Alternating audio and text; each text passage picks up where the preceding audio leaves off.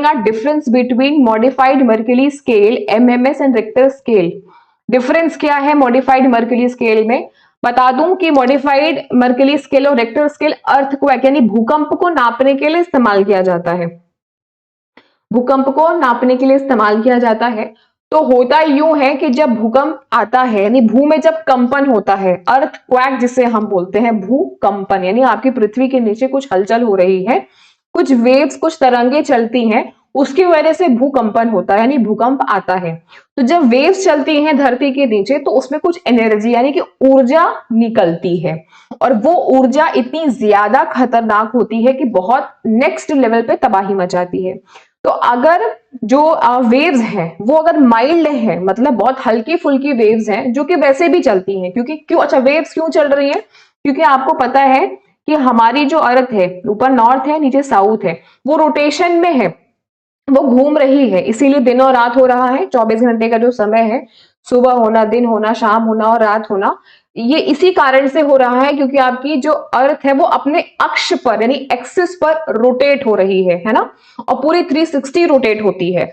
और एक चक्र पूरा काटने में, है ना, मतलब एक, वैसे तो 24 घंटा लगता है लेकिन पूरा अक्ष घूमने में 365 दिन का समय लगता है। ये हम सबको पता है, हमने पढ़ा है, बचपन में भी पढ़ा है। तो चूंकि अर्थ अपने एक्सिस पे, अपने अक्ष पर रोटेट कर रही है, तो अर्थ के अंदर बहुत सारे जीव हैं, जंतु हैं, ओशियंस हैं, लेक हैं, समंदर है, वो भी रोटेशन पे है।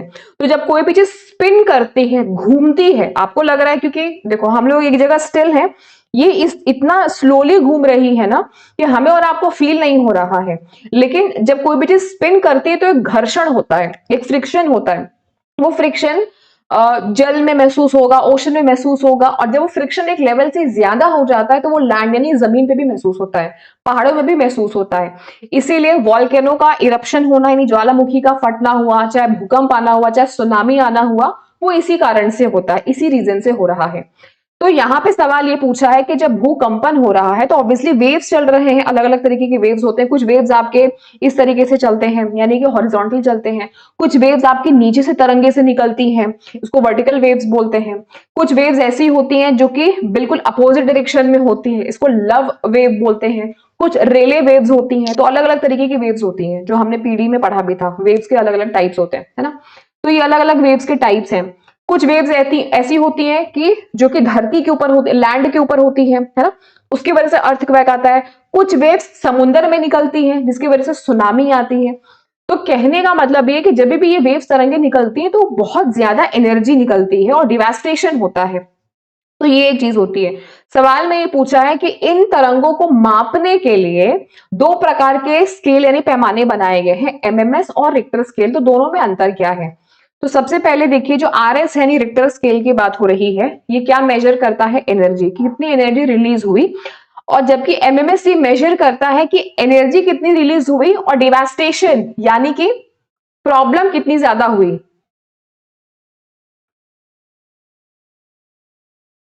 किस लेवल तक डिवास्टेशन हुआ है, यानी किस लेवल पे उच्छेदन हुआ है, दोनों को ये मापता है। तो ऊर्जा के साथ उच्छेदन को मापने का काम करता है कौन? ये आपका एमएमएस। और रिक्टर स्केल सिर्फ ये चेक करेगा कि किस लेवल पर ऊर्जा निकल रही है। तो एक तो डिफरेंस हमारा यहीं पे निकल के आ गया।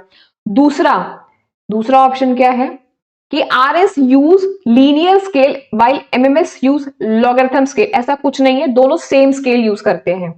लीनियर हो, वर्टिकल हो, रिले वेव हो, किसी भी प्रकार का जो भी स्केल है वो दोनों बिल्कुल सेम लेवल पे, सेम स्टैंडर्ड पे यूज करते हैं। Values of RS is constant in earthquake while MMS varies depending upon distance. ठीक बात है कि जो आपका यहाँ पर अर्थक्वेक जब भी आता है, रिक्टर स्केल हमेशा कॉन्स्टेंटली वैल्यूज को मेजर करता है कि 6 पॉइंट पे आया, 5 पॉइंट पे आया, 4 पॉइंट पे आया। ये बताएगा कि इंटेंसिटी कितनी है, यानी भूकंप जिस जगह से, जिस एक्सिस से निकल के आया वो कितना ज्यादा तीव्र है। लेकिन जो एमएमएस है वो ये बताता है कि कितनी दूरी से आया, इसीलिए वो ये भी बता पाता है कि डिवास्टेशन कितना हुआ है, यानी कि जान माल का कितना नुकसान हो सकता है, बिल्डिंग्स टूट सकती है या नहीं टूट सकती है। तो सी ऑप्शन भी हम कंसिडर करेंगे। Levels of RS is more than MMS, बिल्कुल नहीं, एमएमएस का लेवल ज्यादा होता है क्योंकि वो 18 पॉइंट तक भी जाता है, 17 पॉइंट तक भी जाता है। तो we will not consider D here, fourth option is correct answer. बहुत सारे डिफरेंट डिफरेंट वेव्स हैं।